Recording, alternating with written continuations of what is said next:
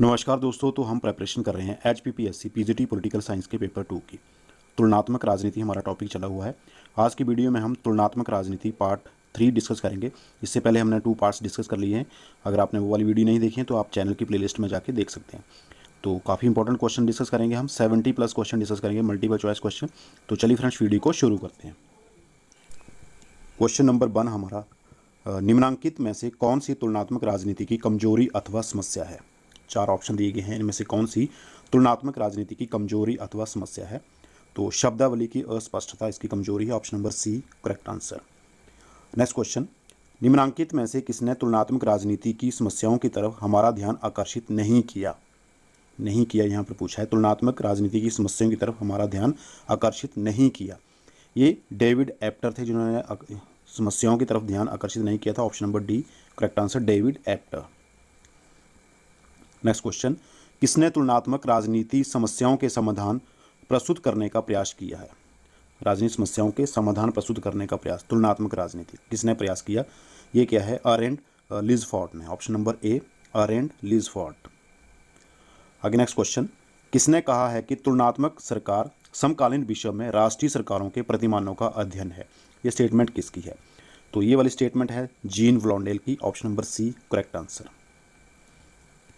Next question, किसका मत है कि तुलनात्मक राजनीति सरकारों के विविध प्रकारों व विभिन्न राजनीतिक संस्थाओं का तुलनात्मक विश्लेषण है। ऑप्शन आपके सामने है, ये किसका मत है कि तुलनात्मक राजनीति सरकारों के विविध प्रकारों व विभिन्न राजनीतिक संस्थाओं का तुलनात्मक विश्लेषण है। ये वाली स्टेटमेंट जो है ये है एडवर्ड ए फ्रीमैन की, option number B Edward A Freeman correct answer.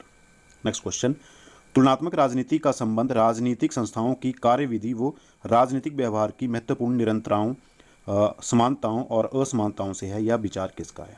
तो ये वाली स्टेटमेंट जो दी है ये किसकी है, ये स्टेटमेंट है एम कर्टिस की, option number A M Curtis की। नेक्स्ट क्वेश्चन, तुलनात्मक राजनीति आधुनिक परिष्कृत चरण के लेखों की श्रेणी में रखा जाता है। कौन सी श्रेणी में, आधुनिक परिष्कृत चरण के लेखों की श्रेणी में किस प्रकार रखा जाता है। तो इनको रखा जाता है ईस्टन, आमंड, कार्ल और डायच, ऑप्शन नंबर बी इसका करेक्ट आंसर होगा। नेक्स्ट क्वेश्चन, तुलनात्मक राजनीति की प्रकृति संबंधी विचारों को निम्नांकित 2 प्रमुख धारणाओं में विभक्त किया जाता है। तो वो 2 प्रमुख धारणाएं कौन कौन सी हैं। वो धारणाएं हैं तुलनात्मक राजनीति लंबात्मक एवं अम्रांतीय तुलना है, ऑप्शन नंबर बी इसका देखो ये करेक्ट आंसर होगा। नेक्स्ट क्वेश्चन, यह वक्तव्य किसका है कि तुलनात्मक राजनीति सब कुछ है या वह कुछ भी नहीं। ये स्टेटमेंट किसकी है। तो ये वाली स्टेटमेंट जो है ये है G.K. रॉबर्ट्स की, option number D G.K. Roberts की ये स्टेटमेंट है, तुलनात्मक राजनीति सब कुछ है या वह कुछ भी नहीं।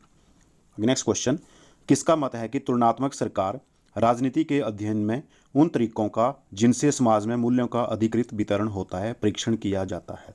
ये किसका स्टेटमेंट है, ये किसका वक्तव्य है। तो ये स्टेटमेंट है जीन ब्लॉन्डेल की, ऑप्शन नंबर सी यहाँ पर राइट आंसर होगा। नेक्स्ट क्वेश्चन, जबकि आधारभूत दृष्टि से तुलनात्मक राजनीति का संबंध सरकार की संरचना से होना चाहिए, पर साथ ही उसका संबंध व्यवहार के स्फटित प्रतिमानों व आचरणों से भी होना चाहिए, क्योंकि वे सरकार की जीवित संरचना का अभिन्न अंग हैं। यह मत किसका है। तो ये स्टेटमेंट किसकी है। तो फ्रेंड्स ये वाली स्टेटमेंट जो है ये है जीन ब्लॉन्डेल की, ऑप्शन नंबर बी जीन ब्लॉन्डेल ही इसका राइट आंसर होगा। आगे देखिए, बहुत बड़ी स्टेटमेंट यहाँ पर लिखी है, किसने लिखा है कि तुलनात्मक राजनीति में क्रांति का श्री गणेश अनेकों साहसी सिद्धांतों के कारण हुआ। इनमें कहा गया है कि केवल वर्णन से आगे बढ़कर सैद्धांतिक दृष्टि से अधिक संगत समस्याओं की ओर देखिए, एक मामले से आगे बढ़कर अनेक मामलों की तुलना की ओर देखिए, सरकार की औपचारिक संस्थाओं के अध्ययन से आगे बढ़ते हुए राजनीतिक प्रक्रियाओं और राजनीतिक कार्यों की ओर देखिए, तथा केवल पश्चिमी यूरोपीय देशों का अध्ययन न करके एशिया और अफ्रीका एवं लैटिन अमेरिका के नवोदित राष्ट्रों की ओर देखिए। तो ये वाली जो स्टेटमेंट है ये किसकी है। ये स्टेटमेंट है सिडनी बर्बर की, option number D correct answer. Next question, किसने तुलनात्मक राजनीतिक अध्ययन को शास्त्र के रूप में विकसित करने का प्रारंभिक प्रयास किया। तो ये किया था अरस्तु ने, option number D correct answer. आगे देखिए, द्वितीय महायुद्ध के बाद तुलनात्मक राजनीति में आए परिवर्तनों से संबंधित नहीं है। कौन सी स्टेटमेंट जो है द्वितीय विश्व युद्ध के बाद तुलनात्मक राजनीति में जो परिवर्तन आए उनसे संबंधित नहीं है। तो अमूर्त सिद्धांतों पर बल जो है ये संबंधित नहीं है, option number C correct answer होगा। क्वेश्चन नंबर 15, जिन विद्वानों के राजनीतिक अध्ययनों को परंपरागत परिप्रेक्ष्य से संबंधित माना जाता है, उनमें प्रमुख कौन से विद्वान हैं? तो इनमें प्रमुख हैं Barker, Laski, Carl J Friedrich. Option number C correct answer. Next question number 16, परंपरागत तुलनात्मक राजनीति की विशेषता इनमें से कौन सी नहीं है? तो इनमें सामाजिक संदर्भ अभिमुखी जो है ये परंपरागत तुलनात्मक राजनीति की विशेषता नहीं है। Option number B correct answer होगा। बाकी ये तीनों ही इसकी विशेषताएं हैं। नेक्स्ट क्वेश्चन, तुलनात्मक राजनीति के किस प्रकार के विद्वानों ने लोकतांत्रिक व विशेषकर पश्चिमी यूरोपीय संस्थाओं का ही वर्णन किया है? तो ये पारंपरिक, यहाँ पर ऑप्शन नंबर ए जो है ये राइट आंसर होगा। पारंपरिक जो इसका प्रकार है। क्वेश्चन नंबर 18, तुलनात्मक राजनीति के अध्ययन का कौन सा दृष्टिकोण अधिक परीक्षण करने वाला, अधिक खोजबीन करने वाला और अधिक व्यवस्थित है? तो कौन सा दृष्टिकोण है? तो वो वाला दृष्टिकोण है आधुनिक दृष्टिकोण। Option number B correct answer. Next देखिए, तुलनात्मक राजनीति के अध्ययन के आधुनिक दृष्टिकोण का लक्षण क्या है? इसका लक्षण है विश्लेषणात्मक एवं व्याख्यात्मक। Option number C correct answer. Question number 20, निम्नांकित में से किनके अध्ययन औपचारिक संस्थागत व्यवस्थाओं के विवेचन तक ही सीमित रहे हैं? इनके अध्ययन औपचारिक संस्थागत व्यवस्थाओं के विवेचन तक ही सीमित रहे हैं। ये रहे हैं ब्राइस और लास्की के। Option number C Bryce Laski right answer होगा। नेक्स्ट क्वेश्चन, तुलनात्मक पद्धति की विशेषता नहीं है, कौन सी है? इनमें से तुलनात्मक पद्धति की कौन सी विशेषता नहीं है? तो तुलनात्मक राजनीति और तुलनात्मक पद्धति समान अर्थी हैं, ये इसकी विशेषता नहीं है। ऑप्शन नंबर सी जो है इसका करेक्ट आंसर होगा। क्वेश्चन नंबर 22, निम्नांकित में से कौन तुलनात्मक पद्धति को मापन का एक रूप मात्र मानता है? कौन मानते हैं वो? Arthur S Karlberg. ये तुलनात्मक पद्धति को मापन का एक रूप मात्र मानते हैं। Option number C Arthur S Karlberg right answer होगा। क्वेश्चन नंबर 23, तुलनात्मक पद्धति के प्रयोग की पूर्व शर्तें कौन सी हैं? तुलनात्मक पद्धति के प्रयोग की पूर्व शर्तें कौन सी हैं? वो सभी हैं। अन्वेषण के केंद्र के रूप में तुल्य, प्रत्ययी विषय, प्रत्ययी इकाई के कम से कम 2 उदाहरणों की अनिवार्यता और तुलना की प्रत्ययी इकाइयों की परिभाषितता। तो ये सभी हैं। Option number D correct answer होगा। नेक्स्ट क्वेश्चन, आमंड के अनुसार निवेशों के रूप में आने वाली मांगों की मोटे रूप से कितनी श्रेणियां हो सकती हैं? निवेशों के रूप में आने वाली मांगों की मोटे रूप से कितनी श्रेणियां हो सकती हैं? इसकी श्रेणियां हो सकती हैं 4। Option number C. Next question, Almond के अनुसार आज्ञाकारिता समर्थन से तात्पर्य है? आज्ञाकारिता समर्थन से क्या तात्पर्य है? इससे तात्पर्य है कानूनों का पालन। Option number B. आमंड ने समर्थन को 4 श्रेणियों में विभक्त किया, जिनमें से निम्नांकित शामिल नहीं है। इनमें से जो शामिल नहीं है वो कौन सी हैं? तो इनमें से शक्ति समर्थन जो है ये शामिल नहीं है। Option number C correct answer. Next question, राजनीतिक स्तर पर रूपांतरण प्रक्रिया में आमंड और पावेल ने 3 प्रकार्यात्मक प्रवर्गों को प्रमुख माना है, जिनमें से निम्नांकित सही नहीं है। कौन से वाले सही नहीं है? तो नियम अधिनिर्णय जो है ये सही नहीं है। ऑप्शन नंबर बी इसका right answer. Next question, Almond के अनुसार वह प्रकार जिसके माध्यम से राजनीतिक व्यवस्था की भूमिकाओं को भरा जाता है, वह प्रकार कौन सा है? वह है राजनीतिक भर्ती। Option number C. किसने राजनीतिक व्यवस्था को वैध, बाध्यकारी, भौतिक शक्ति के प्रयोग की एकाधिकारी व्यवस्था बताया है? ये बताया है आमंड ने। Option number C correct answer. Next question, किसने राजनीतिक व्यवस्था को मूल्यों के सत्तात्मक आवंटन या वितरण की व्यवस्था माना? ये माना है ईस्टन ने। Option number A correct answer. Next question, किस दृष्टिकोण के अनुसार सामाजिक जीवन में शक्ति के आर्थिक पहलू की सर्वोपरिता महत्वपूर्ण होती है? कौन सा दृष्टिकोण है? वो दृष्टिकोण है मार्क्सवादी लेनिनवादी दृष्टिकोण। Option number C correct answer. Next question, कौन सा वक्तव्य गलत है? 4 स्टेटमेंट्स दी गई हैं, इनमें से कौन सी गलत है? तो इन चारों में से विकसित समाजों में भी राजनीतिक संस्कृति समरूप नहीं होती, ये वाली स्टेटमेंट रॉन्ग स्टेटमेंट है। बाकी ये तीनों जो हैं ये सही हैं। आगे next question, political culture and political development पुस्तक के लेखक कौन हैं? ये जो पुस्तक है इसके लेखक कौन हैं? इसके लेखक हैं ल्यूसिन पाई एवं Sidney Verba. Option number C correct answer. राजनीतिक संस्कृति से संबंधित विशेषता नहीं है, कौन सी है? 4 यहाँ पर दी गई हैं, इनमें से कौन सी राजनीतिक संस्कृति से संबंधित विशेषता नहीं है? वह राजनीतिक संस्थाओं का विभिन्नीकरण। ऑप्शन नंबर डी ये सही नहीं है। आगे देखिए, किसके अनुसार राजनीतिक संस्कृति अभिवृत्तियों, विश्वासों तथा मनोभावों का एक ऐसा पुंज है जो राजनीतिक क्रिया को अर्थ एवं व्यवस्था प्रदान करता है? ये किसकी स्टेटमेंट है? तो ये स्टेटमेंट है ल्यूसिन पाई की। Option number B. आगे देखिए, राजनीतिक संस्कृति राजनीतिक व्यवस्था के लोगों की राजनीति के प्रति मनोवृत्ति एवं रवैया है। यह कथन किसका है? ये वाली स्टेटमेंट जो है ये है आमंड एवं पावल की, ऑप्शन नंबर ए। चलते बड़ी नेक्स्ट क्वेश्चन की ओर बढ़ते हैं। राजनीतिक संस्कृति व्यक्तियों की आस्थाओं, अभिव्यक्त प्रतीकों और मूल्यों की ऐसी धारणा है जिससे राजनीतिक क्रिया की परिस्थितियों को अर्थ मिलता है। यह कथन किसका है? ये वाला कथन है Sidney Verba, option number C correct answer. अगला क्वेश्चन, राजनीतिक संस्कृति लोगों की राजनीतिक व्यवस्था व राजनीतिक मुद्दों से संबंधित भावनाएं, मूल्य व धारणाएं हैं। यह कथन किसका है? तो ये वाली स्टेटमेंट एलन बाल की है, ऑप्शन नंबर बी एलन बाल। क्वेश्चन नंबर 39, राजनीतिक व्यवहार को सही रूप में अध्ययन करने के लिए निम्नलिखित अवधारणा का अध्ययन आवश्यक है। किस अवधारणा का अध्ययन आवश्यक है? तो इसमें राजनीतिक संस्कृति इसकी अवधारणा का अध्ययन आवश्यक है, option number D correct answer. निम्न में से कौन सा वक्तव्य सही नहीं है? यहाँ भी 4 स्टेटमेंट्स दी गई हैं, इनमें से कौन सी वाली स्टेटमेंट जो है वो गलत है? तो ऑप्शन नंबर सी वाली स्टेटमेंट, भारत और पाकिस्तान की राजनीतिक संस्कृति एक समान है क्योंकि 1947 के पहले भारत और पाकिस्तान एक ही राज्य थे। ये वाला वक्तव्य जो है वो सही नहीं है, ये गलत है ये वाली। तो ऑप्शन नंबर सी यहाँ करेक्ट आंसर होगा। बाकी ये तीनों जो हैं ये सही हैं। Next question, political culture and political development पुस्तक के लेखक कौन हैं? इस पुस्तक के लेखक हैं लुसिन पाई एवं Sidney Verba, option number B correct answer. Next देखिए, राजनीति संस्कृति अवधारणा का लक्षण नहीं है। राजनीति संस्कृति अवधारणा का लक्षण नहीं है। क्या है ये? अनुभविक आस्था एवं विश्वास है, मूल्य अभिरुचियाँ हैं, प्रभावी अनुक्रियाएं या संरचनात्मक विभिन्नीकरण है। तो यह है संरचनात्मक विभिन्नीकरण, option number D correct answer. राजनीतिक संस्कृति के 3 प्रकार, क्षेत्रीय, आत्म सापेक्ष, तो तीसरा कौन सा? और सहभागी किसने बताए हैं? ये तीसरा जो है वो सहभागी, ये किसने बताए हैं? ये पहला देखिए क्षेत्रीय है, आत्म सापेक्ष और तीसरा सहभागी, ये किसने बताए हैं? ये बताए हैं अमंड ने, option number B correct answer. राजनीतिक संस्कृति का आधार नहीं है, इनमें से कौन सा राजनीतिक संस्कृति का आधार नहीं है? राजनीतिक विकास का आधार, ऑप्शन नंबर डी जो है ये राजनीतिक संस्कृति का आधार नहीं है। क्वेश्चन नंबर 45, राजनीतिक संस्कृति उपागम का प्रमुख गुण क्या है?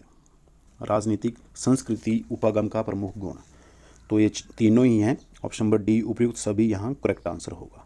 ये तीनों ही राजनीतिक संस्कृति उपागम के प्रमुख गुण हैं। आगे देखिए, व्यक्ति के राजनीतिक व्यवहार का आधार किसमें होता है?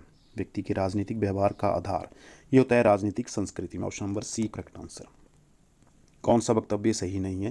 यहाँ भी स्टेटमेंट्स दी गई हैं, इनमें से कौन सी सही नहीं है? तो इनमें भारत में अभिजन वर्ग की संस्कृति आम जनता की संस्कृति से बहुत भिन्नता नहीं रखती, ये वाला वक्तव्य जो है ये गलत है, बी ऑप्शन सही होगा।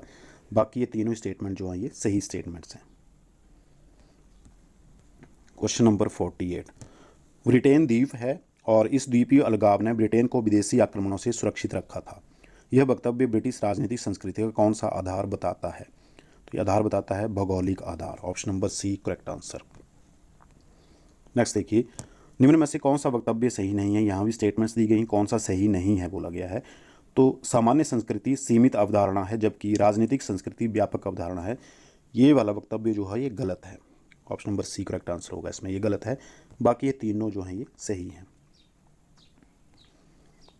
नेक्स्ट क्वेश्चन, विकासशील राज्यों में सांस्कृतिक विविधता को समझने का राजनीतिक संस्कृति के परिप्रेक्ष्य में प्रमुख आधार कौन सा है? इसका प्रमुख आधार है ऐतिहासिक आधार, option number D correct answer. अभिजन वर्ग की व्याख्या करने वाले विद्वान कौन से हैं? अगला क्वेश्चन है, अभिजन वर्ग की व्याख्या करने वाले विद्वान हैं मोस्का, मिचेल्स और Pareto, option number C right answer. किसने कहा है कि अभिजन राजनीतिक व्यवस्था में शक्ति धारक है? ये किसने कहा है? ये कहा है लासवेल ने, option number A correct answer. अभिजन संचालन की संकल्पना का प्रतिपादन करने वाले कौन हैं? अभिजन संचालन की संकल्पना का प्रतिपादन करने वाले वो हैं Pareto, option number B correct answer. आगे देखिए, किसने लिखा है कि वकीलों के, वैज्ञानिकों के और यहाँ तक कि चोरों और वेश्याओं के भी अपने अपने अभिजन होते हैं? ये किसने लिखा है? ये लिखा है पेरेटो ने, option number D Pareto right answer. राजनीतिक अभिजन सिद्धांत का विकास करने वालों में अग्रणी कौन से हैं? राजनीतिक अभिजन सिद्धांत का विकास करने वाले में सबसे अग्रणी वो हैं Schumpeter, Lasswell, C Wright Mills, option number C correct answer. Pareto ने अभिजन को 2 भागों में बांटा है, वो 2 भाग कौन से हैं? वो 2 भाग हैं शासक अभिजन और अशासक अभिजन। Option number B correct answer.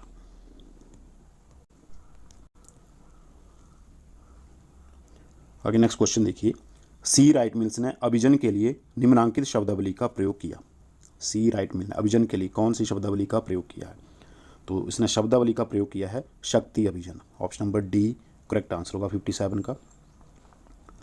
आगे, राजनीतिक अभिजन के विवेचन में किसने कुलीन तंत्र का लौह नियम अवधारणा का प्रतिपादन किया?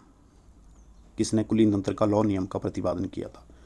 तो प्रतिपादन किया है मिचेल्स ने। Option number A correct answer. Next question, Lasswell का अभिजन सिद्धांत किसके इर्द गिर्द घूमता नजर आता है? इसका अभिजन, लासवेल का अभिजन सिद्धांत किसके इर्द गिर्द घूमता नजर आता है? ये शक्ति के इर्द गिर्द। Option number C correct answer होगा इसमें। क्वेश्चन नंबर 60, किसने लिखा है कि यह लोकतंत्र की विडंबना है कि यह लोगों का शासन होते हुए भी इसको बनाए रखने का दायित्व अभिजनों या विशिष्ट वर्ग के कंधों पर ही रहता है, ना कि सामान्य जनता पर निर्भर होता है? ये स्टेटमेंट किसकी है? ये स्टेटमेंट है डाई बजीगलर की। Option number D Dye Zeigler right answer होगा। नेक्स्ट क्वेश्चन, मार्क्स के शासक वर्ग के सिद्धांत के प्रतिरोध में किस सिद्धांत को खड़ा किया गया? तो इसमें अभिजन वर्ग का सिद्धांत जो था ये राइट आंसर होगा। Option number C. अगला देखिए, किसके अनुसार सामान्यतया हिंसा का प्रयोग या इसके प्रयोग की धमकी क्रांति है? ये किसने कहा? ये कहा है C.E. मेरियम ने। Option number A correct answer. आगे देखिए, किसके अनुसार क्रांति समाज के प्रमुख मूल्यों व मिथकों में मौलिक व हिंसक परिवर्तन है? ये कहा है हंटिंगटन ने। Huntington option number C right answer होगा। आगे, क्रांतियों के कारणों का व्यवस्थित रूप से विचार करने वाला दार्शनिक कौन है? वो दार्शनिक है अरस्तु। Option number B. किसने अपनी कृति द स्टेट एंड रिवॉल्यूशन में क्रांति के बारे में विस्तार से विवेचन किया? किसकी कृति है द स्टेट एंड रिवॉल्यूशन? ये कृति है लेनिन की। Option number B correct answer. क्रांति के प्रकारवादी सिद्धांत का प्रतिपादन करने वाले कौन हैं? C Johansen. Option number A correct answer. Mao ने किसे साम्यवादी क्रांति का उन्नायक बताया? तो माओ ने किसे साम्यवादी क्रांति का उन्नायक बताया है? उन्होंने बताया है किसान को। Option number B correct answer. क्रांति के लिए पेशेवर प्रशिक्षित सदस्यों वाले क्रांतिकारी दल की भूमिका पर किसने जोर दिया? लेनिन ने। ऑप्शन नंबर डी लेनिन यहाँ पर राइट आंसर होगा। क्वेश्चन नंबर 69, राजनीति के बारे में लोगों की अभिवृत्तियों, विचारों और आस्थाओं के बनने की प्रक्रिया को क्या कहते हैं? इसे कहते हैं राजनीतिक समाजीकरण। Option number B correct answer. राजनीतिक समाजीकरण का अभिकरण नहीं है, इनमें से कौन सा राजनीतिक समाजीकरण का अभिकरण नहीं है? तो वो ग्राम पंचायत है। Option number B correct answer. किसने लिखा है कि राजनीतिक समाजीकरण वह प्रक्रिया है जिसके द्वारा राजनीतिक संस्कृतियों को बनाए रखा या परिवर्तित किया जाता है? ये किसने कहा है? ये कहा है आमंड व बर्बा ने। Option number A correct answer. कौन सा वक्तव्य गलत है? यहाँ भी स्टेटमेंट्स दी गई हैं 4, इनमें से कौन सा गलत है? तो राजनीति समाजीकरण और राजनीतिक भर्ती समान अर्थी अवधारणा है, ये वाली स्टेटमेंट गलत है। ऑप्शन नंबर सी ये गलत है, बाकी ये तीनों ही सही स्टेटमेंट्स हैं। क्वेश्चन नंबर 73, कौन सा जोड़ा गलत है? यहाँ पर देखिए पेयर्स वाला क्वेश्चन है, इनमें पूछा है कौन सा एक गलत है। तो 73 में David एप्टर aspects of politicals development, ये वाला पेयर जो है ये रॉन्ग पेयर है, ये गलत है। बाकी William Kornhauser politics of mass society, Dye Zeigler the irony of democracy, Lucian Pye communication and political development, ये सही हैं। आगे कौन सा जोड़ा गलत है? यहाँ भी पूछा गया है A.F. Bentley the process of government, तो इनमें से चारों में से जो गलत है वो है B.O.K. डेमोक्रेटिक थ्योरी, ये वाला पेयर जो है ये गलत पेयर है, बाकी ये तीनों ही सही हैं। आगे नेक्स्ट और लास्ट क्वेश्चन, कौन सा जोड़ा गलत है? इसमें भी पूछा गया है, तो इसमें से K.C. वियर आगे लिखा है मॉडर्न पॉलिटिकल एनालिसिस, इनमें से ये वाला पेयर जो है ये इनका ये गलत पेयर बना हुआ है। बाकी B.O.K. Political parties and pressure groups, G. Sartori democratic theory, Almond and Powell comparative politics, ये जो है ये सही हैं, ये सही पेयर हैं। तो इसी के साथ फ्रेंड्स हमारी आज की वीडियो बस यहीं तक। कंपैरेटिव पॉलिटिकल से संबंधित हमने देखिए 75 क्वेश्चन जो थे मल्टीपल चॉइस क्वेश्चन डिस्कस कर लिया। आई होप कि आपको वीडियो पसंद आई हुई। जल्दी मिलेंगे नेक्स्ट वीडियो में, तब तक के लिए जय Hind. Thank you for watching patiently.